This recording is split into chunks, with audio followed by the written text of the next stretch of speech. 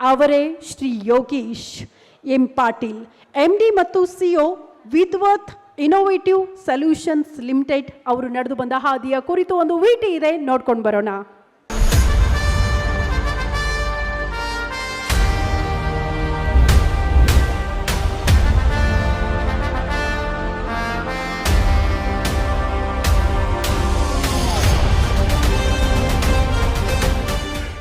ಸಾಲ ಮಾಡಿ ಊರು ಬಿಟ್ಟ ರೋಹಿತ್ ಪಾಟೀಲ್ ಹೊಟ್ಟೆ ಪಾಡಿಗಾಗಿ ಶುರು ಮಾಡಿದ ಬಿಸ್ನೆಸ್ ಅವರನ್ನೀಗ ಯಶಸ್ವಿ ಉದ್ಯಮಿಯನ್ನಾಗಿ ರೂಪಿಸಿದೆ.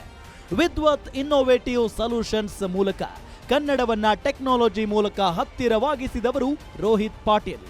2013ರಲ್ಲಿ ಶುರುವಾದ ಸಂಸ್ಥೆ. ಹಾರ್ಡ್ವೇರ್ ಪೂರೈಕೆಯಿಂದ ಶುರುವಾದ ಸಂಸ್ಥೆಗೆ ಸರ್ಕಾರಿ ಉರ್ದು ಶಾಲೆಯ ಒಂದು ಕಾಂಟ್ರಾಕ್ಟ್ ಸಿಗುತ್ತೆ. ಇಡೀ ದೇಶದಲ್ಲೇ ಉರ್ದು ಸಿಲೆಬಸ್ ಅನ್ನ ಡಿಜಿಟಲೈಸೇಷನ್ ಮಾಡಿದ ಮೊದಲ ಸಂಸ್ಥೆ ವಿದ್ವತ್. ಅಲ್ಲಿಂದ ಶುರುವಾದ success story. Urdu, Kannada, English, CBSE ಮೂಲಕ ಆಪ್ ಡೆವಲಪ್ ಮಾಡಿದ ವಿದ್ವತ್ ಮತ್ತೆ ಹಿಂದಿರುಗಿ ನೋಡಲಿಲ್ಲ. 8ರಿಂದ 10 ಸಾವಿರ ಸರ್ಕಾರಿ ಶಾಲೆಗಳಿಗೆ ಡಿಜಿಟಲ್ ಕಲಿಕೆ ರೂಪಿಸಿದ ಸಂಸ್ಥೆ ಶಿಕ್ಷಣವನ್ನ ಡಿಜಿಟಲ್ ಮಾಡಿದೆ.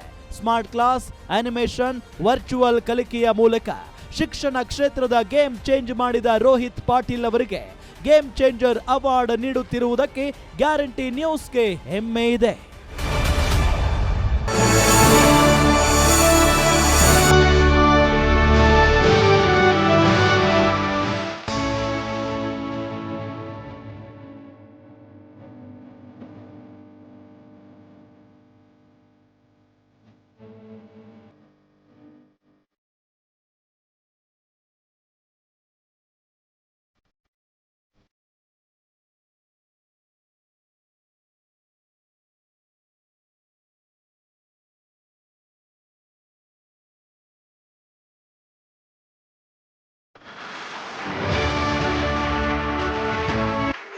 ಖುಷಿ ಆಗ್ತದೆ, ಇನ್ನೂ ರೆಸ್ಪಾನ್ಸಿಬಿಲಿಟಿ ಜಾಸ್ತಿ ಆಗ್ತದೆ ಅನಿಸ್ತದೆ. ಸೊ ಇನ್ನೂ ಚೆನ್ನಾಗಿ ಮಾಡಬೇಕು, ಇನ್ನೂ ಭಾಳ ದೂರ ಹೋಗಬೇಕು ಅನಿಸ್ತದೆ. ಜರ್ನಿ ಇನ್ನೂ ಎಂಡ್ ಆಗಿಲ್ಲ, ಜರ್ನಿ ಇವಾಗ ಸ್ಟಾರ್ಟ್ ಆಗಿದೆ. ಸೊ ಇನ್ನೂ ಅಚೀವ್ಮೆಂಟ್ಸ್ ಭಾಳ ಇದೆ, ವಿಲ್ ಡೂ ಇಟ್, ಅಚೀವ್ ಮಾಡಬೇಕಿನ್ನು.